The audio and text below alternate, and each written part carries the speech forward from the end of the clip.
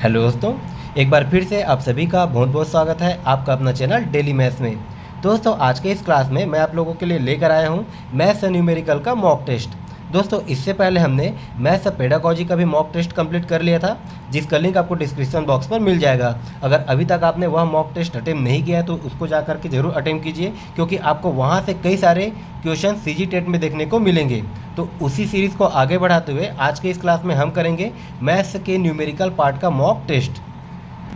तो दोस्तों, यह मॉक टेस्ट आप शुरू से लेकर लास्ट तक जरूर अटेम्प्ट कीजिएगा, क्योंकि अभी आपका जो सीजी टेट का एग्ज़ाम होने वाला है उसका चाहे पेपर 1 हो चाहे आपका पेपर 2 हो, उन दोनों पेपर में आपको इसी पैटर्न में क्वेश्चन देखने को मिलेंगे।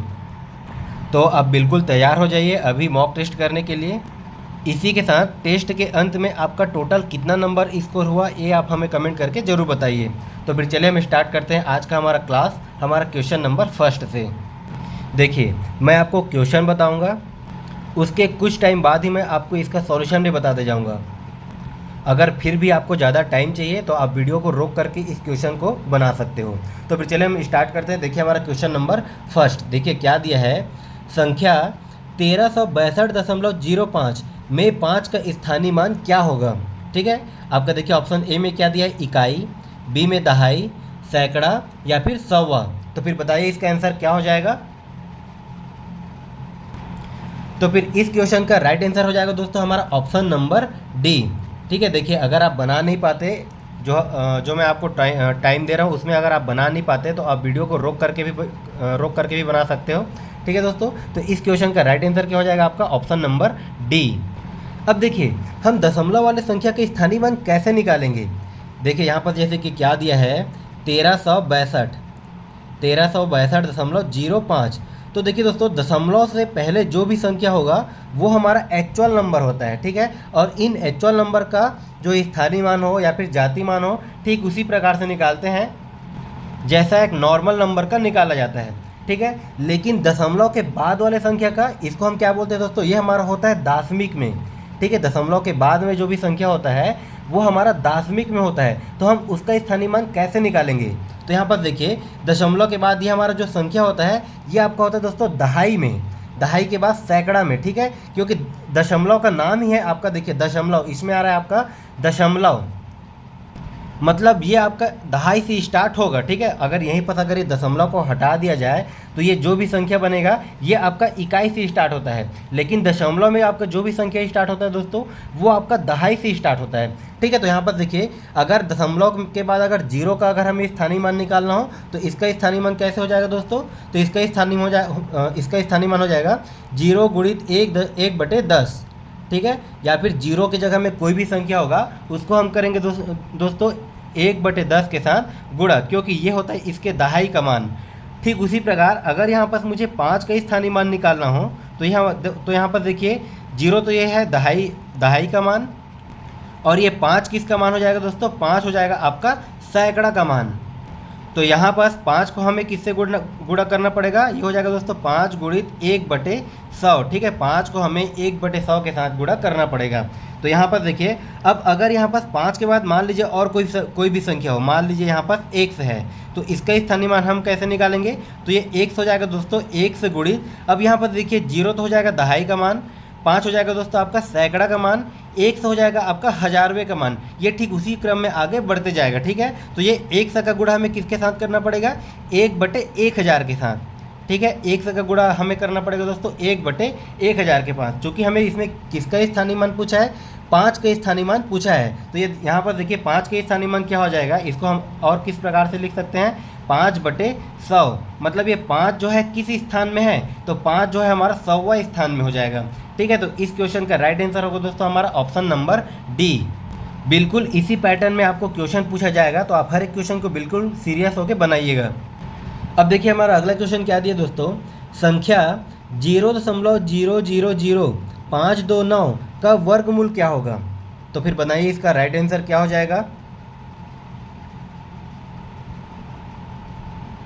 देखिए, इस क्वेश्चन का राइट आंसर होगा दोस्तों, इसको हम पहले बना करके देख लेते हैं। देखिए, इस क्वेश्चन को बनाने का 2 तरीका है। एक, आप चाहो तो बिना कैलकुलेशन के भी इस क्वेश्चन को बना सकते हो। यहाँ पर देखिए दोस्तों, इसमें हमें क्या निकालना है, वर्गमूल, ठीक है। वर्ग आपका किससे रिलेटेड होता है दोस्तों, आपका दो दो के पेयर से, ठीक है। अगर मैं किसी भी संख्या का वर्ग करूं, मान लीजिए 2 का वर्ग करता हूं, तो यहाँ पर देखिए 2 का जो है 2 बार गुणा होता है, ठीक है। 2 का 2 बार गुणा होता है, मतलब यहाँ पर ये 2 का एक पेयर है, ठीक है। 2 बार हमने 2 लिखा, इसका एक पेयर बन गया। अब यहाँ पर देखिए दोस्तों, दशमलव वाले संख्या का हमें निकालना है वर्गमूल, ठीक है। दशमलव वाले संख्या का हमें निकालना है वर्गमूल।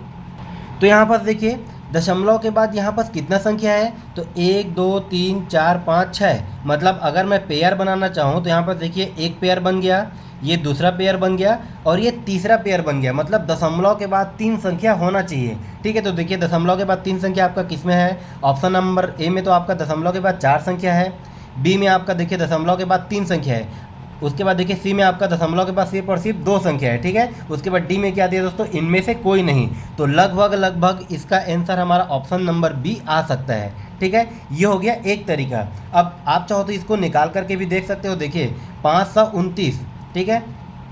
आप चाहो तो 529 को 529 का भाग विधि से वर्गमूल भी निकाल करके देख सकते हो, या फिर देखिए सभी ऑप्शन में हमें क्या दिया दोस्तों, 23, ठीक है। तो क्यों ना हम 23 का वर्ग करके देख लेते हैं। तो यहाँ पर देखिए अगर मैं 23 का वर्ग करूँ तो देखिए इसका वर्ग निकालने का तरीका मैंने आपको बताया था। 2 का वर्ग क्या हो जाएगा दोस्तों, 4, 3 का वर्ग हो जाएगा यहाँ पर 9, और इन संख्याओं का अगर मैं आपस में गुणा कर दूँ तो ये हो जाएगा दोस्तों 2 3 6, 6 2 12, ठीक है। यहाँ पर हम जोड़ देंगे यहाँ पर 12 को, तो ये हो गया दोस्तों आपका 9, 2 और 0 का 2, 4 और 1 5, कितना आ गया दोस्तों 529, ठीक है। यहाँ पर देखिए 529 आ रहा है, 23 का वर्ग करने पर 529 आ रहा है। चूँकि यहाँ पर 3 पेयर बन रहा है तो हमारा दशमलव के बाद 3 संख्या हो जाएगा, ठीक है। ये हो गया आपका दोस्तों दूसरा तरीका निकालने का। या फिर आप चाहो तो देखिए क्या संख्या दी हमें, 0 ठीक है। यहाँ पर देखिए दशमलव के बाद कितना संख्या है दोस्तों, 0 0 0, ठीक है। 3 बार 0 है, 3 बार 0, उसके बाद 5 2 9। इसको आप चाहो तो दोस्तों भाग विधि से, जो मैंने आपको भाग विधि से वर्गमूल निकालना बताया था, तो उस विधि से भी आप इसका वर्गमूल निकाल सकते हो, ठीक है। तो फिर चलिए इसका मैं तीसरा मेथड भी आपको निकालने का बता देता हूँ। देखिए सबसे पहले हम क्या करते हैं, इसमें 2 2 का पेयर बनाते हैं, ठीक है। सबसे पहले इसमें हम 2 2 का पेयर बनाएंगे। उसके बाद देखिए हम पहले पेयर को लेंगे तो ये तो आपका 0 बार में चले जाएगा, ये हो गया दोस्तों आपका 0, ठीक है। यहाँ पर ये आपका 0 आ जाएगा। अब उसके बाद देखिए हम एक पेयर के साथ उसको नीचे उतारते हैं, तो यहाँ पर क्या आ जाएगा दोस्तों आपका 0 5, 0 5 का मतलब क्या हो जाएगा यहाँ पर 5। अब ये 0 5 जो है आपका किसके वर्ग के आसपास आएगा दोस्तों, तो ये आ जाएगा आपका 2 के वर्ग के, ठीक है। ये हो जाएगा दोस्तों आपका 2 2 4। अब देखिए ये 5 में से 4 गया तो 1 बचा, यहाँ पर ये 2 बार में गया तो यहाँ पर हम क्या करेंगे, 2 को जोड़ देते हैं, तो ये आ गया दोस्तों आपका 4, ठीक। उसी प्रकार यहाँ पर 1 बचा। अब हम 29 को पेयर के साथ नीचे उतारेंगे तो ये हो जाएगा दोस्तों आपका 129।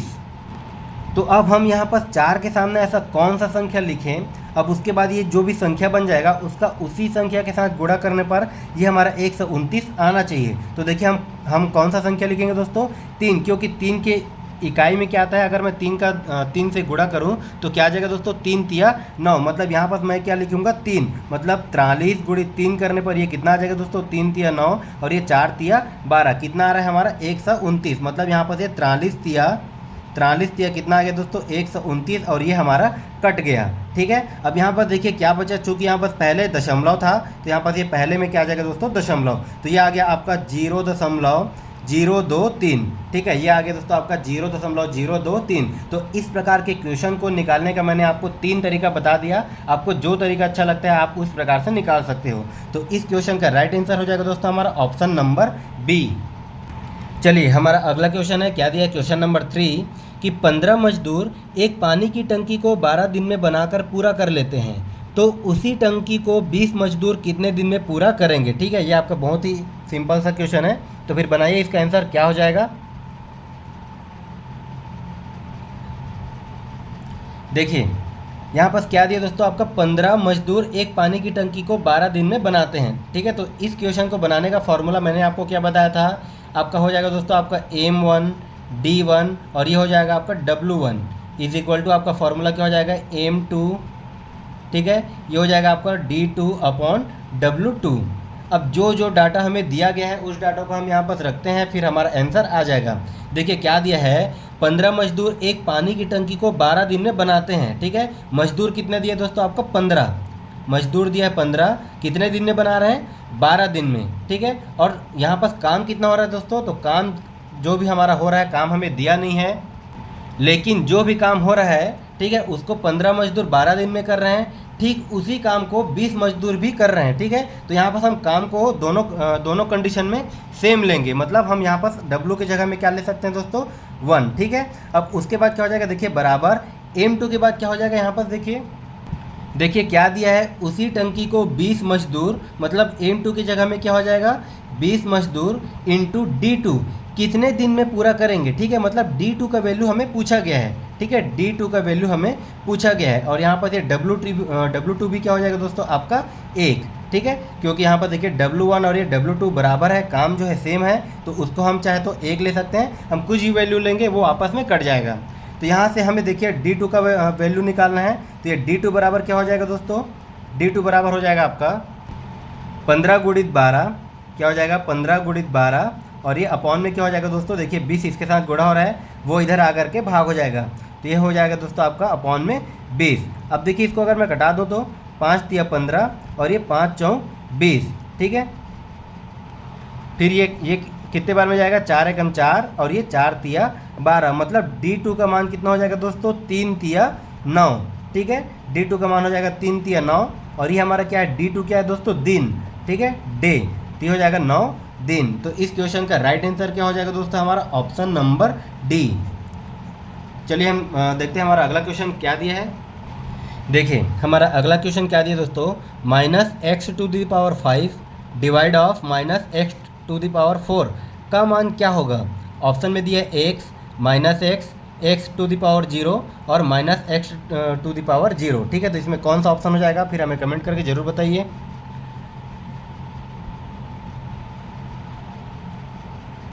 उम्मीद है आपसे सभी क्वेश्चन अच्छे से बन रहे होंगे। तो देखिए दोस्तों, इस क्वेश्चन का राइट आंसर क्या हो जाएगा, देखिए इस क्वेश्चन को हम कैसे बनाएंगे।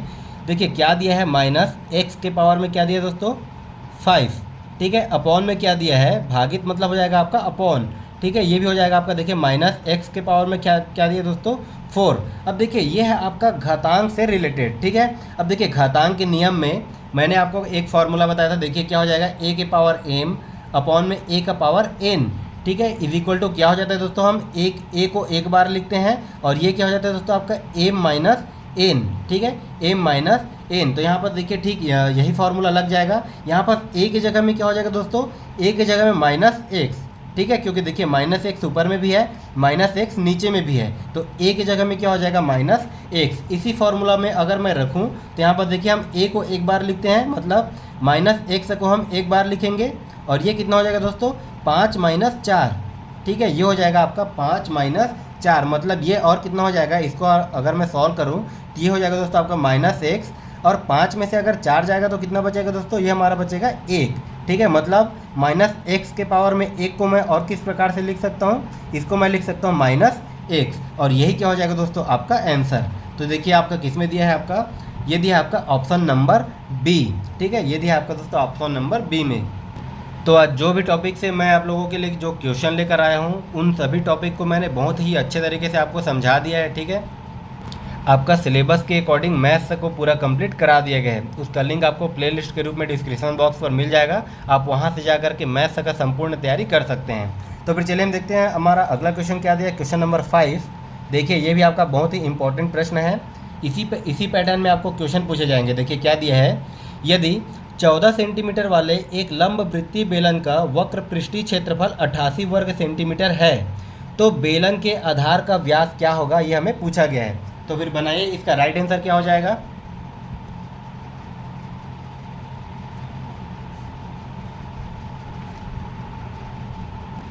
देखिए क्या दिया हमें, यदि 14 सेंटीमीटर वाले एक लंब वृत्तीय बेलन का, देखिए यहाँ पर क्या दिया दोस्तों, लंब वृत्तीय बेलन का, ठीक है, लंब वृत्तीय बोल रहा है, उसका मतलब क्या हो जाएगा दोस्तों, बेलन का हाइट, ठीक है। तो ये इसका हाइट क्या हो जाएगा दोस्तों,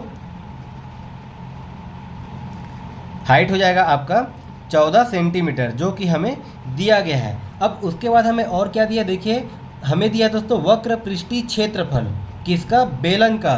तो बेलन का वक्र पृष्ठीय क्षेत्रफल, ठीक है, वक्र पृष्ठीय क्षेत्रफल यहाँ पर कितना दिया गया दोस्तों, 88 सेंटीमीटर, ठीक है। वक्र पृष्ठीय क्षेत्रफल हमें दिया गया दोस्तों 88 सेंटीमीटर स्क्वायर। अब यहाँ पर देखिए बेलन के वक्र पृष्ठ का क्षेत्रफल क्या होता है दोस्तों, तो बेलन के वक्र पृष्ठ का क्षेत्रफल होता है आपका 2πr/h, ठीक है। बेलन के वक्र पृष्ठ का क्षेत्रफल होता है दोस्तों आपका 2πr/h, और ये किसके बराबर है, ये हो जाएगा आपका 88 सेंटीमीटर स्क्वायर के बराबर, ठीक है। तो यहाँ पर हमें कुछ नहीं करना, देखिए मैं वैल्यू को सीधा रखते जाता हूँ। यहाँ पर देखिए क्या दिया दोस्तों, 2 गुणित पाई का मान क्या होता है, पाई का मान होता है आपका 22/7, ठीक है, गुणित आर का मान हमें नहीं पता, तो आर को मैं लिख लेता हूँ as it is, into H का मान हमें देखिए कितना दिया है 14 सेंटीमीटर, बराबर ये हमारा क्या हो जाएगा दोस्तों 88 सेंटीमीटर स्क्वायर, ठीक है। यहाँ से जो कटेगा उसको मैं कटा देता हूँ, देखिए, या फिर इसको पहले मैं ट्रांसफ़र कर लेता हूँ। देखिए हमें चाहिए आर का मान, तो जो भी आर के साथ है उसको मैं इधर ट्रांसफ़र करूँगा, तो ये देखिए किस प्रकार से ट्रांसफ़र होगा,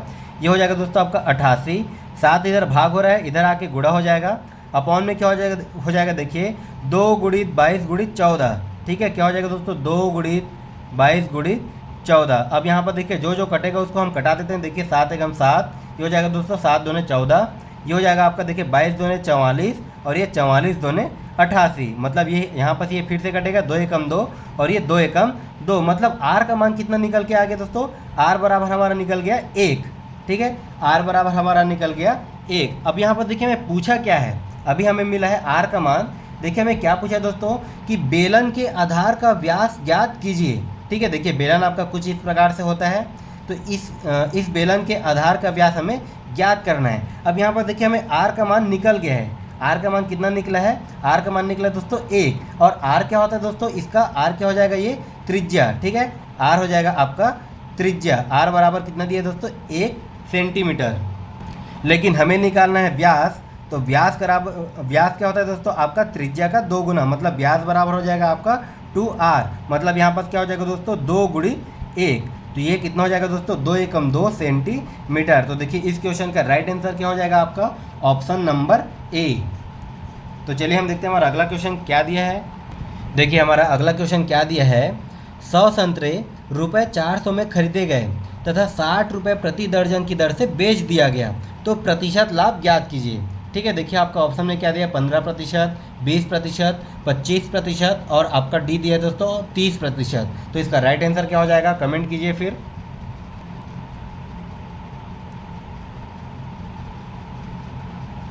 चलिए देखिए सबसे पहले इसमें दिया क्या है दोस्तों, देखिए इसमें हमें कुछ नहीं करना, बस हमें डाटा को सेम रखना है, ठीक है। देखिए क्या दिया है कि 100 संतरा है, ठीक है, 100 संतरा को कितने में खरीदा गया, 400 रुपये में खरीदा गया, ठीक है। सबसे पहले हमें देखिए डाटा को सेम रखना है। यहाँ पर देखिए कितने संतरे का बात हो रहा है दोस्तों, 100 संतरे का। अब उसके बाद देखिए क्वेश्चन में आगे क्या दिया है कि 60 रुपये प्रति दर्जन की दर से। अब यहाँ पर देखिए हमें पहले दिया है 100 संतरे का वैल्यू, उसके बाद यहाँ पर देखिए दोस्तों आ गया दर्जन में वैल्यू, ठीक है। तो पहले हमें डाटा को सेम रखना है। तो देखिए यहाँ पर 100 संतरे का वैल्यू कितना दिया गया है दोस्तों 400 रुपये। अगर मैं यहाँ से एक संतरे का निकालूँ, ठीक है, यहाँ पर अगर मैं एक संतरे का वैल्यू निकालूं तो ये कितना हो जाएगा, ये हो जाएगा दोस्तों आपका 400/100। अगर 100 संतरे का वैल्यू 400 रुपये है तो एक संतरे का वैल्यू कितना हो जाएगा 400/100, मतलब ये कितना हो जाएगा दोस्तों 4 रुपये। एक संतरे का वैल्यू हो जाएगा आपका 4 रुपये, ठीक है। चूँकि यहाँ पर दर्जन में बात हो रहा है तो हम 12 संतरे का वैल्यू निकाल लेते हैं। तो यहाँ पर देखिए 12 संतरे का वैल्यू कितना हो जाएगा दोस्तों, तो यहाँ पर क्या हो जाएगा, ये 12 गुणित 4, मतलब ये कितना हो जाएगा दोस्तों 12 चौक 48 रुपये, ठीक है। 12 संतरे का वैल्यू कितना हो जाएगा दोस्तों 48 रुपये। देखिए हमारा कॉस्ट प्राइस क्या था दोस्तों, 100 संतरे का जो है वैल्यू दिया गया था 400 रुपये में, ठीक है। ये आपका टोटल 100 संतरे का वैल्यू था। चूँकि यहाँ पर ये 100 संतरा है, इसको हमने दर्जन में लिया है, ठीक है, मतलब ये 12 संतरा, मतलब ये कितना हो जाएगा दोस्तों आपका 1 दर्जन। तो अब आपका कॉस्ट प्राइस क्या हो जाएगा दोस्तों, आपका 1 दर्जन संतरे का मूल्य कितना हो जाएगा 48 रुपये। ये हो जाएगा दोस्तों आपका क्रय मूल्य, ठीक है, मतलब ये हो जाएगा आपका कॉस्ट प्राइस। बिल्कुल ध्यान से समझते चलिएगा, बहुत ही आसान सा क्वेश्चन है। तो ये 48 रुपये 1 दर्जन संतरे का मूल्य हो जाएगा, ठीक है। ये क्या हो जाएगा आपका कॉस्ट प्राइस। अब उसके बाद देखिए क्या दिया है क्वेश्चन है हमारा, 60 रुपये प्रति दर्जन की दर से इसको बेचा जाता है, ठीक है। किस दर से बेचा गया, 60 रुपये प्रति दर्जन की दर से इसको बेचा गया, मतलब ये क्या हो जाएगा दोस्तों आपका सेलिंग प्राइस क्या हो जाएगा, यहाँ पर विक्रय मूल्य क्या हो जाएगा 60 रुपये, ठीक है, क्योंकि यहाँ पर देखिए प्रति दर्जन, एक दर्जन को 60 रुपये में बेचा गया। अब यहाँ पर एक दर्जन को हम 48 रुपये में खरीद रहे हैं। ठीक है, यहाँ पर देखिए दोनों दर्जन में आ गया, इसीलिए पहले हम डाटा को सेम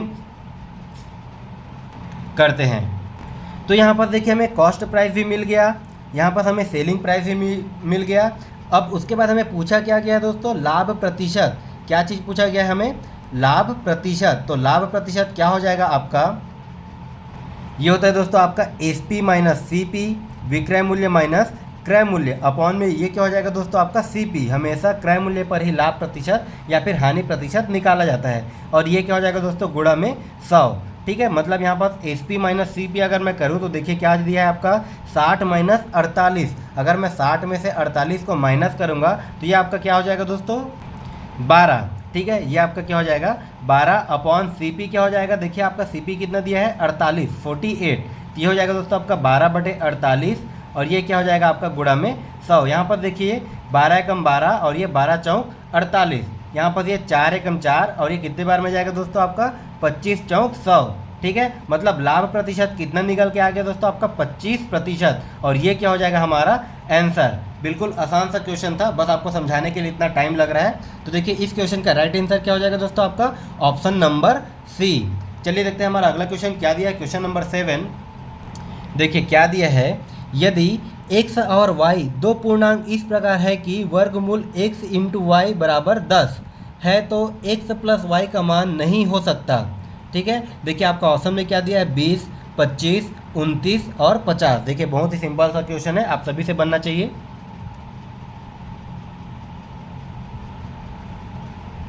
देखिए दोस्तों क्या दिया है, इसको हम बनाते हैं ऑप्शन से। इसको हम देखते हैं ऑप्शन में, देखिए क्या दिया है, यदि x और y दो पूर्णांक इस प्रकार हैं कि वर्गमूल के अंदर में देखिए क्या दिया है, वर्गमूल के अंदर में x इंटू वाई।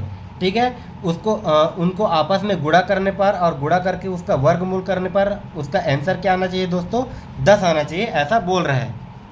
तब के कंडीशन में x प्लस वाई का मान क्या हो जाएगा, तो देखिए इसको हम ऑप्शन से बनाते हैं। यहाँ पर देखिए पहले में क्या दिया दोस्तों आपका 20।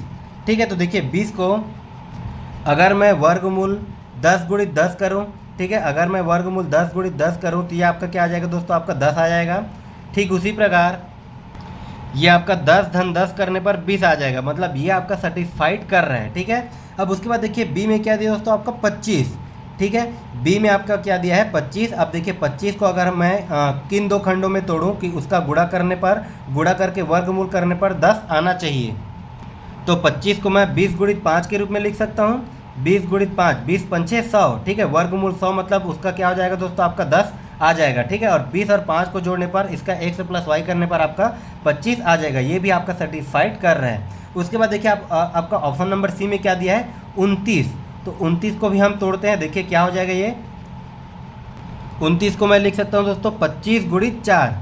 ठीक है, 29 को मैं लिख सकता हूँ 25 गुणित 4, 25 चौक क्या हो जाएगा दोस्तों 100। ठीक है, और ये आपका 10 के वर्ग के बराबर हो जाएगा। ठीक उसी प्रकार 25 और 4 को अगर मैं जोड़ता हूँ, ठीक है, तो ये हमारा x प्लस वाई को भी सेटिस्फाइड कर रहा है, मतलब ये ऑप्शन, ये तीनों ऑप्शन आपका सही हो जाएगा। लेकिन हम इसमें क्या चीज़ पूछा है दोस्तों कि x प्लस वाई का मान नहीं हो सकता। ठीक है, इसमें हमें क्या पूछा है नेगेटिव, तो कौन सा नहीं होगा, ये आपका हो जाएगा दोस्तों आपका ऑप्शन नंबर डी। ठीक है, देखिए हम 50 को भी अगर हम तोड़ें, 50 को अगर मैं तोड़ूँ वर्गमूल x इंटू वाई के रूप में, तो ये 50 जो है कोई भी खंड के रूप में नहीं टूटेगा जिसका वर्गमूल करने पर 10 आए और जिन दो संख्याओं को जोड़ने पर 50 आए। तो इस क्वेश्चन का राइट आंसर क्या हो जाएगा दोस्तों आपका ऑप्शन नंबर डी। चलिए हम देखते हैं हमारा अगला क्वेश्चन क्या दिया है। देखिए क्या हो जाएगा आपका ऑप्शन नंबर क्वेश्चन नंबर 8 क्या दिया है, x के किस मान के लिए AOB एक सरल रेखा हो जाएगी। ठीक है, देखिए इसको मैं आपको पढ़ के बता देता हूँ। यह है आपका AOB। यहाँ पर देखिए एक एंगल आपको दिया है दोस्तों 2x प्लस 30, दूसरा एंगल आपका दिया है 2x माइनस 50। आपके ऑप्शन है 30, 40, 45 और 50। तो फिर बनाइए इसका आंसर क्या हो जाएगा, कमेंट कीजिए। चलिए देखिए इसमें क्या दिया दोस्तों कि x के किस मान के लिए AOB, ये जो आपका दिया है AOB एक सरल रेखा हो जाएगी। ठीक है, ये जो है आपका एक सरल रेखा हो जाएगी। अब यहाँ पर देखिए दोस्तों सरल रेखा के लिए कंडीशन क्या होता है, ये सरल रेखा जो है आपका कितने अंश का होता है दोस्तों, तो ये होता है आपका 180 अंश का। ठीक है, एक सरल रेखा आपका 180 अंश का होता है। चूँकि हमें क्वेश्चन में क्या बोल रहा है कि ए ओ बी अगर एक सरल रेखा हो, ठीक है, देखिए यहाँ पर ये ए ओ बी अगर एक सरल रेखा हो तब के कंडीशन में उसको क्या चीज़ सेटिस्फाइड करना चाहिए कि इसके दोनों एंगल का योग 180 अंश के बराबर में होना चाहिए। मतलब देखिए पहला एंगल क्या दिया है आपका 2x + 30, ठीक है, प्लस दूसरा एंगल क्या दिया दोस्तों आपका 2x - 50। ये दोनों का योग कितना होना चाहिए दोस्तों आपका 180 अंश के बराबर में होना चाहिए, ठीक है, तभी ये सरल रेखा के रूप में होगा। तो फिर देखिए इसको अगर मैं सॉल्व करता हूँ तो यहाँ पर क्या आ जाएगा दोस्तों, 2 और 2 ये हो जाएगा हमारा 4x। उसके बाद ये हमारा कितना हो जाएगा माइनस का, ये 50 में से 30 गया तो कितना हो जाएगा दोस्तों, ये हो जाएगा आपका 20 बराबर ये हो जाएगा आपका 180। यहाँ से देखिए 4x बराबर क्या आ जाएगा, ये 20 इधर जाके प्लस हो जाएगा तो ये कितना हो जाएगा दोस्तों 180 धन 20, मतलब ये हो जाएगा आपका 200। तो 1 से बराबर क्या निकल के आ गया दोस्तों आपका, 1 से बराबर निकल के आ गया आपका 200/4, मतलब ये 200/4 ही हमारा कितना हो जाएगा दोस्तों, ये हो जाएगा हमारा 50। मतलब 1 का मान क्या निकल के आ गया दोस्तों 50 अंश। ये हो जाएगा आपका आंसर। बहुत ही आसान सा क्वेश्चन है। देखिए इसका राइट आंसर क्या हो जाएगा आपका ऑप्शन नंबर डी। चलिए हम देखते हैं हमारा अगला क्वेश्चन क्या दिया है, क्वेश्चन नंबर 9। देखिए हमारा अगला क्वेश्चन क्या दिया है, क्वेश्चन नंबर 9 कि एक समषटभुज में विकर्ण की संख्या होगी, ठीक है। देखिए आपका ऑप्शन ए में दिया है 3, 6, 9 और 10। तो फिर बनाइए इसका आंसर क्या हो जाएगा, कमेंट कीजिए।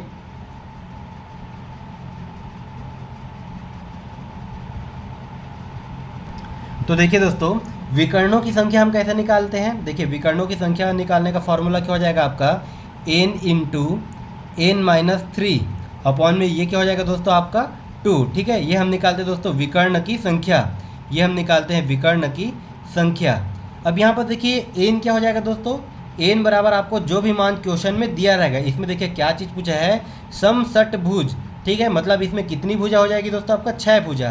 तो n का मान क्या हो जाएगा दोस्तों, n बराबर हो जाएगा आपका 6, ठीक है। इसी वैल्यू को अगर मैं इस फॉर्मूला में पुट कर दूँ तो ये देखिए क्या हो जाएगा, ये 6 गुणित यहाँ पर देखिए क्या हो जाएगा n-3, मतलब ये हो जाएगा दोस्तों 6 - 3 और ये बटे में क्या हो जाएगा दोस्तों आपका 2, मतलब ये कितना हो जाएगा देखिए 6 गुणित यहाँ पर ये 6 में से अगर 3 गया तो ये कितना बचा 3 और ये अपॉन में क्या हो जाएगा दोस्तों हमारा 2, मतलब यहाँ पर ये देखिए 2 एकम 2 और ये 2 तिया 6, मतलब ये कितना आ गया दोस्तों 3 तिया 9। तो एक समषटभुज में कितने विकर्ण हो जाएंगे दोस्तों आपका, एक समषटभुज में आपका टोटल 9 विकर्ण हो जाएंगे। तो ये हो जाएगा आपका ऑप्शन नंबर सी। तो आप इस फॉर्मूला को याद रखिएगा, यहाँ से आपको डायरेक्ट क्वेश्चन बनते हैं। और देखिए इस टॉपिक से और क्या क्वेश्चन पूछता है, एक तो हो गया दोस्तों आपका विकर्णों की संख्या, दूसरा आपका क्या पूछता है दोस्तों, दूसरा आपका पूछता है अंतःकोणों का योग, ठीक है। दूसरा आपको पूछता है अंतःकोणों का योग। तो अंतःकोणों का योग क्या होता है दोस्तों, अगर आपको अंतःकोणों का योग पूछे तो इसके लिए फॉर्मूला क्या हो जाता है, तो इसके लिए फॉर्मूला होता है n-2 × 180, ठीक है, n-2 × 180। इसको आप बिल्कुल याद रखिएगा। अब इसके बाद अगर आपको पूछ दिया जाए बाह्य कोणों का योग, ठीक है, अगर आपको पूछ दिया जाए बाह्य कोणों का योग तो देखिए दोस्तों कोई भी बहुभुज हो, ठीक है, आपको कोई भी बहुभुज दे दिया जाए, कितना भी भुजा वाली बहुभुज दे दिया जाए, उसके बाहरी कोणों का योग हमेशा कितना होगा, उसके बाहरी कोणों का योग हमेशा होता है दोस्तों 360 अंश, ठीक है। तो ये आपको यहाँ से क्वेश्चन पूछे जाते हैं। देखिए आपका ये हो जाएगा दोस्तों विकर्ण की संख्या, ये होता है आपका अंतःकोणों का योग और ये होता है दोस्तों आपका बाह्य कोण। बाह्य कोण सभी में समान होते हैं, कितना हो जाएगा आपका 360 अंश। यहाँ से आपको डायरेक्ट क्वेश्चन पूछे जाते हैं। तो इस फॉर्मूला को आप बिल्कुल नोट करके रखिएगा क्योंकि आपको यहाँ से डायरेक्ट क्वेश्चन पूछ सकता है। चलिए देखते हैं हमारा अगला क्वेश्चन क्या दिया है, क्वेश्चन नंबर 10।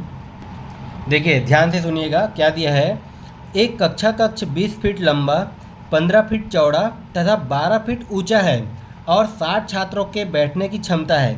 यदि एक छात्र को 50 घन फीट स्वच्छ हवा की आवश्यकता है तब आवश्यकता से अधिक या फिर कम कितनी हवा उपलब्ध है, ये हमें पूछा गया है। देखिए आपका ये हो जाएगा 500 घन फीट ज़्यादा, 500 घन फीट कम, या फिर 600 घन फीट ज़्यादा, या फिर 600 घन फीट कम। तो फिर बनाइए इसका राइट आंसर क्या हो जाएगा।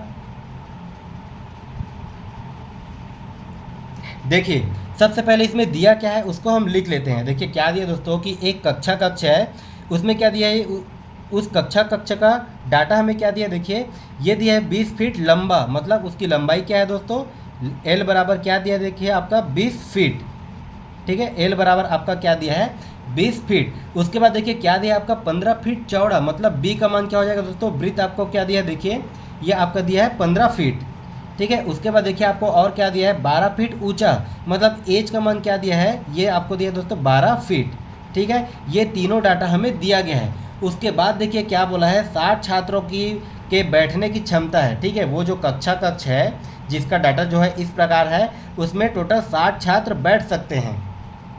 तो सबसे पहले मैं इस कक्षा का आयतन निकाल लूँ, ठीक है। सबसे पहले इस कक्षा का अगर मैं आयतन निकाल लूँ तो आयतन क्या हो जाएगा दोस्तों, ये हो जाएगा आपका L into B into H, ठीक है। आयतन आपका हो जाएगा L into B into H, मतलब इसका आयतन कितना निकल जाएगा, देखिए L बराबर ये हो जाएगा 20 गुणित 15 गुणित 12, ठीक है। 20 गुणित 15 गुणित 12। तो यहाँ पास आयतन बराबर क्या हो जाएगा दोस्तों आपका, देखिए 15 दूने 30 और ये 12 तिया 36, कितना हो गया आपका, ये हो जाएगा आपका 3600, ठीक है। आयतन आपका कितना निकल के आ गया दोस्तों, 3600। अब ये 3600 क्या है, ये 36 है दोस्तों टोटल कमरे का आयतन, कमरे का कुल आयतन, ये हमें कितना निकल के आया है 3600। अब उसके बाद देखिए क्वेश्चन को समझिए, क्या बोल रहा है कि 60 छात्र अगर उस कमरे में बैठते हैं, क्योंकि उस कमरे का क्षमता कितना है दोस्तों, 60 छात्रों के बराबर है। अब उसके बाद देखिए क्या दिया है, यदि एक छात्र को 50 घन फीट स्वच्छ हवा की आवश्यकता है, ठीक है, और उस कमरे में टोटल कितने छात्र हैं, टोटल है दोस्तों 60 छात्र, और एक छात्र को टोटल कितना घन फीट स्वच्छ हवा की आवश्यकता है, तो टोटल 50 घन फीट स्वच्छ हवा की आवश्यकता है, ठीक है। तो अगर मैं इसको गुणा कर दूं तो ये हमारा कितना आ जाएगा, देखिए 6 पंछे 30, ये हमारा कितना आ गया दोस्तों 3000 घन फीट, ठीक है। ये हमारा आ गया 3000 घन फीट। देखिए कमरे का कुल आयतन कितना है, 3600 है, ठीक है। अगर उस कमरे में 60 छात्र बैठते हैं और एक छात्र को 50 घन फीट स्वच्छ हवा की आवश्यकता होती है, ठीक है, तो टोटल कितना घन फीट हो जाएगा दोस्तों आपका 3000 घन फीट हो जाएगा, जो कि आपकी देखिए यहाँ पर हमारा ये ज़रूरत कितना है, ज़रूरत है हमें 3000 घन फीट की, ठीक है। लेकिन कमरे का कुल आयतन कितना है दोस्तों 3600 घन फीट है, ठीक है। कमरे का कुल आयतन कितना है 3600 घन फीट है, तो ये 3600 3000 से कितना ज़्यादा है, 3600 3000 से कितना ज़्यादा है दोस्तों, 600 घन फीट का ज़्यादा है, ठीक है। ये क्या है दोस्तों 600 घन फीट का ज़्यादा है, ठीक है। तो इसका राइट आंसर क्या हो जाएगा आपका, देखिए 600 घन फीट ज़्यादा, ये हो जाएगा आपका ऑप्शन नंबर सी। इसमें देखिए कम का भी कंडीशन दिया गया है, ठीक है, तो इसमें कम तो होगा नहीं, क्योंकि यहाँ पर देखिए आवश्यकता है हमें 3000 घन फीट का, लेकिन हमारे पास अवेलेबल क्या है दोस्तों, टोटल 3600 घन फीट का एरिया, ठीक है। तो यहाँ पर ये कितना हो जाएगा, ये 3000 से 3600 कितना ज़्यादा हो जाएगा, 600 घन फीट ज़्यादा हो जाएगा। तो इस क्वेश्चन का राइट आंसर क्या हो जाएगा दोस्तों आपका, क्वेश्चन नंबर 10 का देखिए ऑप्शन नंबर सी। देखिए हमारा अगला क्वेश्चन क्या दिया है कि दिए गए चित्र में चतुर्भुज ABCD का क्षेत्रफल है, दिया है, देखिए यहाँ पर क्या दिया है, वर्गमूल 3 बराबर 1.73, ठीक है। तो ये जो चतुर्भुज दिया गया है आपका ABCD, इसका क्षेत्रफल क्या हो जाएगा, देखिए ऑप्शन में क्या दिया है, 452 वर्ग इकाई, 269 वर्ग इकाई, या फिर हमारा ऑप्शन नंबर सी में क्या दिया दोस्तों 134.5 वर्ग इकाई, या फिर इनमें से कोई नहीं।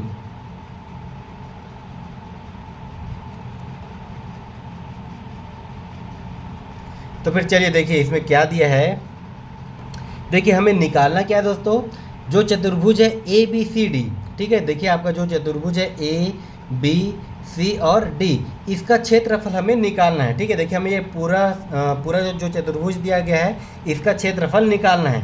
तो यहाँ पर देखिए ये हमारा एक त्रिभुज के जैसे दिख रहा है, ठीक है, ये हमारा एक समकोण त्रिभुज के जैसे दिख रहा है, और ये हमारा एक समबाहु त्रिभुज के जैसे दिख रहा है, ठीक है। तो ये समकोण त्रिभुज का क्षेत्रफल और ये समबाहु त्रिभुज का अगर मैं क्षेत्रफल निकाल लूँ और इन दोनों के क्षेत्रफल को अगर मैं जोड़ लूँ तो ये पूरा चतुर्भुज का क्षेत्रफल निकल जाएगा, ठीक है। तो यहाँ पर देखिए सबसे पहले जो डाटा हमारे पास अवेलेबल है उसको हम निकालते हैं। देखिए अगर मैं सबसे पहले ABC, ठीक है, समबाहु त्रिभुज ABC का अगर मैं क्षेत्रफल निकालूँ, ठीक है, यहीं पर अगर मैं निकालता हूँ, देखिए क्या हो जाएगा दोस्तों आपका समबाहु त्रिभुज ABC का क्षेत्रफल, ठीक है, ABC का क्षेत्रफल। देखिए समबाहु त्रिभुज का क्षेत्रफल क्या हो जाएगा दोस्तों, तो इसका क्षेत्रफल होता है आपका वर्गमूल 3/4, ठीक है, वर्गमूल 3/4 गुणित भुजा के घात 2, मतलब a के घात 2। तो इसका क्षेत्रफल कितना निकल के आ गया, देखिए वर्गमूल 3/4 गुणित भुजा। देखिए इसका एक भुजा क्या है दोस्तों, क्योंकि इसमें क्या दिया है, समबाहु, मतलब इसकी सभी भुजाएं आपस में समान होंगी। ठीक है, ये भी आपका 20 है, ये भी आपका 20 है, ये भी आपका 20 है। तो यहाँ पर देखिए ए का मान कितना हो जाएगा दोस्तों, ये हो जाएगा आपका 20 और ये 20 का घात 2। मतलब इसको अगर मैं सॉल्व करूँ तो ये कितना आ जाएगा, देखिए आपका ये वर्गमूल 3 और ये बटे 4 और ये क्या हो जाएगा दोस्तों 20 का वर्ग, मतलब ये कितना आ जाएगा दोस्तों, ये हो जाएगा 20 गुणित 20, मतलब ये कितना हो जाएगा दोस्तों 400। ठीक है, या फिर इसको हमें गुणा करने की भी ज़रूरत नहीं है, ये आपका डायरेक्ट नीचे से कट जाएगा। मतलब यहाँ पर देखिए कितना हो जाएगा 4 एकम 4, ये भी आपका 4 एकम 4 और ये 2 बार 0। अब यहाँ पर देखिए दोस्तों क्या दिया, वर्गमूल 3 का मान हमें दिया गया है, कितना दिया दोस्तों 1.73। कितना दिया है 1.73। उसके बाद और क्या बच गया दोस्तों, गुणा में 100। यहाँ पर देखिए अगर मैं 1.73 को 100 से गुणा करूँगा तो कितना मान आ जाएगा दोस्तों, ये हमारा आ जाएगा 173। ठीक है, 173। देखिए ये हमें मिल गया दोस्तों समबाहु त्रिभुज का क्षेत्रफल। अब यहाँ पर देखिए ये हमें एक समकोण त्रिभुज के रूप में भी हमें दिख रहा है। देखिए ADC, ठीक है, या फिर ACD। तो अगर मैं यहाँ से निकालूँ समकोण त्रिभुज ADC का क्षेत्रफल, ठीक है, समकोण त्रिभुज का क्षेत्रफल, तो ये क्या हो जाएगा दोस्तों, समकोण त्रिभुज का क्षेत्रफल क्या हो जाता है, देखिए 1/2 गुणित, ये हो जाएगा दोस्तों आपका आधार गुणित ऊंचाई। ठीक है, ये हो जाएगा 1/2 गुणित आधार गुणित ऊंचाई। तो यहाँ पर देखिए क्या हो जाएगा समकोण त्रिभुज का क्षेत्रफल, ये हो जाएगा दोस्तों 1/2 गुणित आधार कितना दिया गया है 12 गुणित ऊंचाई।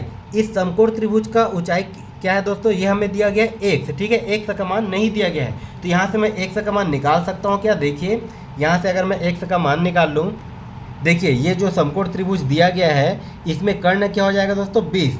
ठीक है, ये 12 आपका आधार हो जाएगा और ये x क्या हो जाएगा दोस्तों आपका ऊंचाई।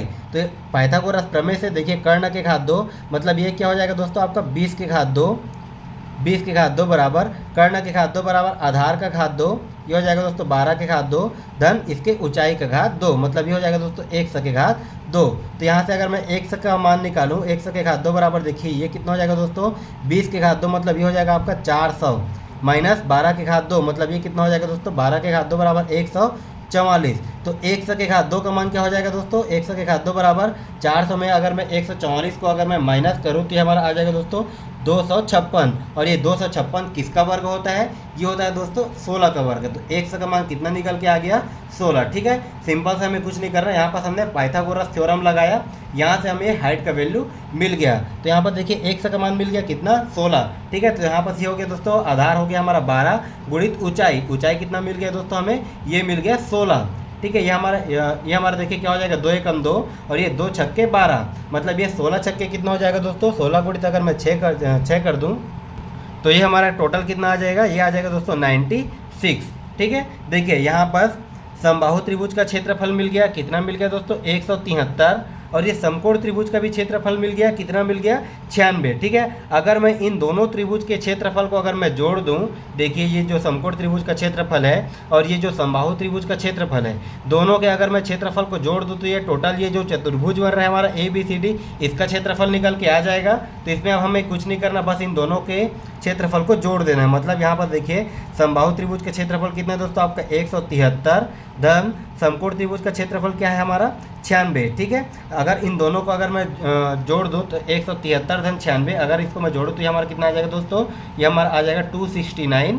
ठीक है, ये हमारा आ जाएगा 269, क्योंकि यहाँ पर हमें यूनिट कुछ भी नहीं दिया गया है, तो यूनिट क्या आ जाएगा दोस्तों आपका वर्ग इकाई। ठीक है, वर्ग इकाई।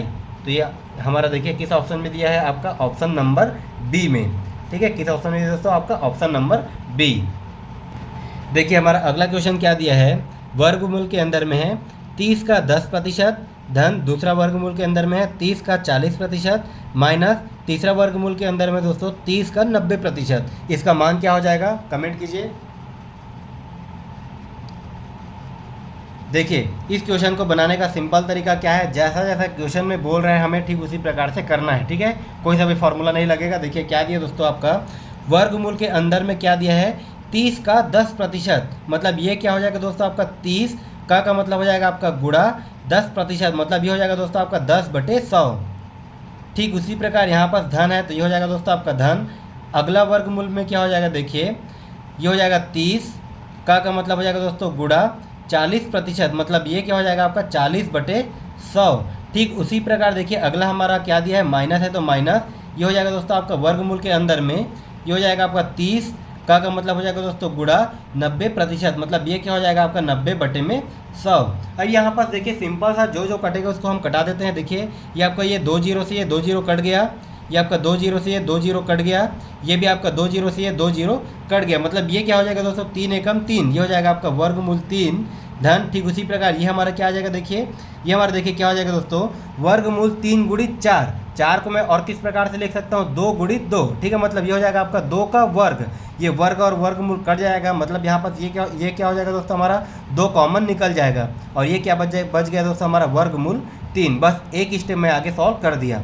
उसके बाद देखिए माइनस का माइनस, ठीक उसी प्रकार देखिए 9 को मैं और क्या लिख सकता हूँ, 3 गुणित 3, मतलब 3 का वर्ग, और ये वर्गमूल कट जाएगा, मतलब इसमें कॉमन क्या निकल के आ जाएगा दोस्तों, इसमें कॉमन आ जाएगा हमारा 3, और ये वर्गमूल में क्या बच गया हमारा, ये हमारा बच गया दोस्तों वर्गमूल 3। अब उसके बाद देखिए सिंपल सा हमें इसको सॉल्व कर देना है। देखिए क्या हो जाएगा दोस्तों, ये यहाँ पर कुछ नहीं, मतलब ये हमारा हो जाएगा 1, मतलब 2 और ये 1 3, मतलब ये हो जाएगा हमारा 3 वर्गमूल 3 माइनस ये भी आपका हमारा ये भी क्या आ जाएगा दोस्तों 3 वर्गमूल 3, मतलब 3 वर्गमूल 3 माइनस 3 वर्गमूल 3 दोनों कट जाएंगे, तो ये हमारा टोटल क्या बच जाएगा दोस्तों 0।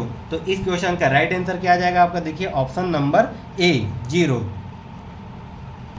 देखिए हमारा अगला क्वेश्चन क्या दिया है, 4 क्रमागत संख्याओं का योगफल 106 है, सबसे बड़ी संख्या क्या हो जाएगी। देखिए ऑप्शन में क्या दिया, 45, 40, 28 और 25। तो फिर बनाइए इसका राइट आंसर क्या हो जाएगा, कमेंट कीजिए।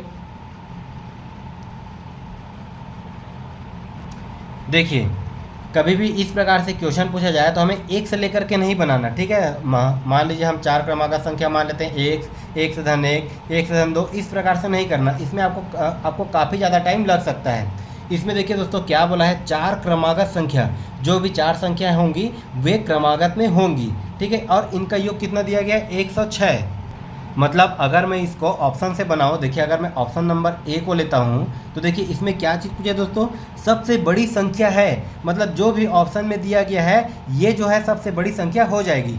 अगर मैं देखिए ऑप्शन नंबर ए को लेता हूँ तो ये कितना दिया गया दोस्तों 45, ठीक है। चूँकि ये क्रमागत संख्या है तो इससे जस्ट पहले क्या आ जाएगा दोस्तों, ये आ जाएगा आपका 44, ठीक उसी प्रकार इससे पहले आपका आ जाएगा 43, ठीक उसी प्रकार इससे पहले आपका आ जाएगा दोस्तों 42। अगर मैं इनका योग करूं तो यहाँ पर देखिए अगर मैं इसको 40 के टर्म में लूँ तो देखिए ये आपका 4 4 8 4 12 और ये 4 16 160, तो यहीं पर हमारा 40 लेने पर ही आ रहा है, ठीक है। तो ये हमारा ऑप्शन नंबर ए होगा नहीं, क्योंकि यहाँ पर देखिए ऑप्शन नंबर बी में दिया है आपका 40, तो ये भी हमारा क्या आ जाएगा दोस्तों 40, यहाँ पर देखिए 39, ये आ जाएगा आपका 38 और ये आ जाएगा आपका 37। अगर मैं इनको भी जोड़ूँ तो ये 106 से ज़्यादा आ जाएगा। अब उसके बाद देखिए या तो हमारा ऑप्शन नंबर सी आएगा या फिर ऑप्शन नंबर डी आएगा। अगर मैं ऑप्शन नंबर सी को लूँ तो यहाँ पर देखिए क्या दिया दोस्तों आपका 28, 28 से पहले आपका क्या आ जाएगा दोस्तों 27, 27 से पहले आपका क्या आ जाएगा 26 और ये 26 से पहले आपका क्या आ जाएगा दोस्तों 25। अगर मैं इनको जोड़ दूँ तो यहाँ पर देखिए ये कितना हो जाएगा दोस्तों 6 5 11 और ये 11 और 7 18 और ये 18 और 8 कितना हो जाएगा दोस्तों 26। मतलब ये कितना आ जाएगा, देखिए यहाँ बस ये हमारा आ गया 6 बचा 2 2 2 4 2 6 2 8 2 10, कितना आ गया दोस्तों हमारा ये 10। मतलब इन सभी संख्याओं को जोड़ने पर कितना आ गया दोस्तों हमारा 106 आ गया। तो आप जो है कुछ क्वेश्चन ऐसे होते हैं जिसको हम ऑप्शन की हेल्प से भी बना सकते हैं। तो इस क्वेश्चन का राइट आंसर क्या हो जाएगा दोस्तों आपका ऑप्शन नंबर सी 28। चलिए हम देखते हैं हमारा अगला क्वेश्चन क्या दिया है, क्वेश्चन नंबर 14। देखिए क्या दिया है, राज अपने पैसे का 10% खर्च करता है, वह बचे हुए पैसे का 70% बैंक में जमा करता है। यदि 2646 रुपये उसके पास बचे हैं तो प्रारंभ में उसके पास कितनी धनराशि थी। ठीक है, ऑप्शन में देखिए क्या दिया 9500 रुपये, 8500 रुपये, 8800 रुपये या फिर 9800 रुपये। तो वीडियो को रोक करके इसको बनाइएगा। तो देखिए इसको हम बनाएंगे बिल्कुल बेसिक से, ठीक है, जैसा जैसा क्वेश्चन में बोल रहा है उसी स्टेप में हम देखिए करते जाते। देखिए क्या दिए दोस्तों कि राज अपने पैसे का 10% खर्च करता है, वह बचे हुए पैसे का 70% बैंक में जमा करता है। यदि 2646 रुपये उसके पास बचे हैं तो प्रारंभ में उसके पास कितनी धनराशि थी। ठीक है, तो देखिए प्रारंभ में मान लीजिए राज के पास 100 रुपये थी, ठीक है। प्रारंभ में उसके पास धनराशि कितनी थी दोस्तों, 100 रुपये थी। अब उसके बाद देखिए क्या बोल रहा है, उसके पास जो भी पैसे था उसका 10% वो खर्च करता है। मतलब ये 100 रुपये का अगर ये 10% खर्च कर देगा तो इसके पास कितने रुपए बच जाएगा दोस्तों, अगर ये 100 रुपये का अगर ये 10% को खर्च करेगा तो इसके पास कितना बच जाएगा, 90 रुपये बच जाएगा। अब देखिए जो भी रुपये इसके पास बचा, मतलब बचे हुए पैसे का 70% ये बैंक में जमा कर लेता है। ठीक है, इसके पास कितना बचा दोस्तों, 90 रुपये बचा। अब उसमें से ये 70% को ये बैंक में जमा कर लेता है। मतलब 90 का अगर मैं 70% निकालूँ, 90 का अगर मैं 70% निकालूँ तो ये कितना हो जाएगा, देखिए ये हमारा 2 जीरो से ये हमारा 2 जीरो कट गया, तो ये 9 सत्ते कितना हो जाएगा दोस्तों, 9 सत्ते 63 रुपये। ठीक है, 9 सत्ते 63 रुपये। मतलब ये जो भी रुपए बचा उसका 70% अगर बैंक में जमा करता है तो उसके पास ये मतलब वो कितना रुपए जमा करता है दोस्तों, 63 रुपये जमा करता है। ये पैसा वो जमा करता है। मतलब 100 रुपये में से पहले उसने 10 रुपये खर्च कर लिया, 63 रुपये जमा किया, तो उसके पास कितना पैसा बच जाएगा दोस्तों, तो उसके पास बच जाएगा, देखिए 90 माइनस 63, उसके पास कितना बच जाएगा, 27 रुपये बच जाएगा। ठीक है, यह है उसके पास बचा। अब देखिए हमने इसको 100 रुपये के बराबर माना था। ठीक है, जो भी हमारे पास एक्चुअल वैल्यू, जो भी मतलब पहले में जो धनराशि थी उसको हमने कितना माना था दोस्तों, 100 रुपये माना था। 100 रुपये मानने पर उसके पास कितना बचा, 2700 रुपये बचा। लेकिन क्वेश्चन में क्या बोल रहा है, उसके पास देखिए 2646 रुपये उसके पास बचता है। मतलब ये 27 रुपये किसके बराबर हो जाएगा दोस्तों, आपका 2646 के बराबर। ठीक है, मतलब उसके पास कितना बच जाएगा दोस्तों, 2646 रुपये। ये हो जाएगा दोस्तों 2646 रुपये। ये किसके बराबर हो जाएगा दोस्तों, 27 के बराबर में। मतलब ये कितना हो जाएगा दोस्तों, गुणित में 100/27। अगर मैं इसको सॉल्व करूँ तो यहाँ पर ये देखिए कितना आ जाएगा, देखिए ये कितना हो जाएगा दोस्तों, 9 तिया 27, ये कितना हो जाएगा, 9 दूने 18, उसके बाद कितना बचा दोस्तों हमारा ये 8, तो ये कितना हो जाएगा 84। ये कितने बार में जाएगा दोस्तों, 9 निया 81, उसके बाद कितना बचा 3, ये हो गया 36। मतलब ये कितने बार में जाएगा दोस्तों, 9 चौं 36। ठीक है, ये भी हमारा पूरा का पूरा कट गया। अब ये फिर से कटेगा, देखिए ये हो जाएगा दोस्तों 3 एकम 3, ये आपका 3 निया 27। ठीक है, 3 निया 27, 2 बच गया, और ये कितने बार में जाएगा दोस्तों, 3 अट्ठे 24। मतलब यहाँ पर देखिए कितना बच गया, ये बच गया दोस्तों आपका 98 गुणित 100। ये कितना हो जाएगा दोस्तों, ये हो जाएगा आपका 9800, और ये किस में आ जाएगा आपका दोस्तों, रुपए। ठीक है, तो इसका राइट आंसर क्या हो जाएगा दोस्तों, आपका ऑप्शन नंबर डी। मतलब अगर 2646 रुपये उसके पास बचता है, प्रारंभिक राशि को हमने 100 मान करके चला था, तो उसके पास 27 रुपये बचा। इसको हमने कंपेयर किया 2646 में, तो उसके पास प्रारंभिक वैल्यू कितना निकल के आ गया दोस्तों, आपका 9800 रुपये आ गया। तो इस क्वेश्चन का आपका राइट आंसर क्या हो जाएगा दोस्तों, ऑप्शन नंबर डी। चलिए देखते हैं हमारा आज का अंतिम प्रश्न। देखिए क्वेश्चन नंबर 15, देखिए क्या दिया दोस्तों, यदि किसी वस्तु के विक्रय मूल्य पर 20% का लाभ होता है तो वस्तु के क्रय मूल्य पर प्रतिशत लाभ क्या होगा, ये हमें पूछा गया है। देखिए बहुत ही आसान सा क्वेश्चन है, बनाइए, इसका आंसर क्या हो जाएगा कमेंट कीजिए। और अगर आपको हमारा वीडियो पसंद आ रहा हो तो हमारे वीडियो को लाइक भी करते चलिए। देखिए दोस्तों इसको हम कैसे बनाएंगे, क्या दिया है, यदि किसी वस्तु के विक्रय मूल्य पर 20% का लाभ होता है तो वस्तु के क्रय मूल्य पर प्रतिशत लाभ क्या होगा, ये हमें पूछा गया है। मतलब देखिए यहाँ पर अगर मैं 100 रुपये का सामान लेता हूँ, ठीक है, 100 रुपये का सामान लेने पर अगर मुझे 20% का लाभ होता है, ठीक है, अगर मैं 100 रुपये का सामान लेता हूँ और मुझे 20% का लाभ होता है, जो कि हमें क्वेश्चन में बोल रहा है, तो वह सामान हमारा एक्चुअल वैल्यू उस सामान का क्या हो जाएगा दोस्तों, उस सामान को मतलब मैंने कितने में लिया, 80 रुपये में लिया। मतलब लिया तो उसको मैंने 100 रुपये में है, ठीक है, उस सामान को मैंने लिया है 100 रुपये में। 100 रुपये में लेने पर अगर 20% का लाभ होता है तो वह सामान कितने का हो जाएगा दोस्तों, वह सामान हो जाएगा आपका 80 रुपये का। मतलब उस सामान का कॉस्ट प्राइस क्या निकल के आ जाएगा दोस्तों, क्रय मूल्य कितना निकल के आ जाएगा आपका 80 रुपये। तो देखिए क्वेश्चन में क्या बोला है, तो वस्तु के क्रय मूल्य पर प्रतिशत लाभ क्या होगा, ठीक है, और वस्तु का क्रय मूल्य कितना मिल गया दोस्तों, 80 रुपये। मतलब 80 रुपये में कितने प्रतिशत का लाभ हुआ, ठीक है, 80 रुपये में कितने प्रतिशत का लाभ हुआ। तो यहाँ पर देखिए लाभ प्रतिशत क्या है दोस्तों, आपका 20, ये हो जाएगा दोस्तों 20 बटे क्रय मूल्य। क्रय मूल्य कितना हो जाएगा दोस्तों आपका 80, तो ये हो जाएगा आपका 20 बटे 80, और ये क्या हो जाएगा दोस्तों आपका गुणा में 100, यहाँ से अगर देखिए इसको अगर मैं कटा दूँ तो ये कितने बार में यहाँ से देखिए 0 से 0 कट गया। अब उसके बाद ये हो जाएगा दोस्तों आपका 4 दूने 8 और ये 4 पंछे 20। ठीक उसी प्रकार ये 2 एकम 2 और ये 2 पंछे 10। मतलब ये कितना आ जाएगा दोस्तों 5 पंछे 25%। ये कितना आ गया आपका 5 पंछे 25%। मतलब किसी वस्तु के विक्रय मूल्य पर अगर 20% का लाभ होता है तो वस्तु के क्रय मूल्य पर कितने का लाभ हो जाएगा दोस्तों 25% का लाभ हो जाएगा। तो इस क्वेश्चन का राइट आंसर हो जाएगा आपका ऑप्शन नंबर ए। तो आज के लिए इतना ही दोस्तों। आपको हमारा वीडियो कैसा लगा कमेंट करके ज़रूर बताइए, और आपका टोटल कितना स्कोर हुआ ये भी आप हमें कमेंट जरूर कीजिए।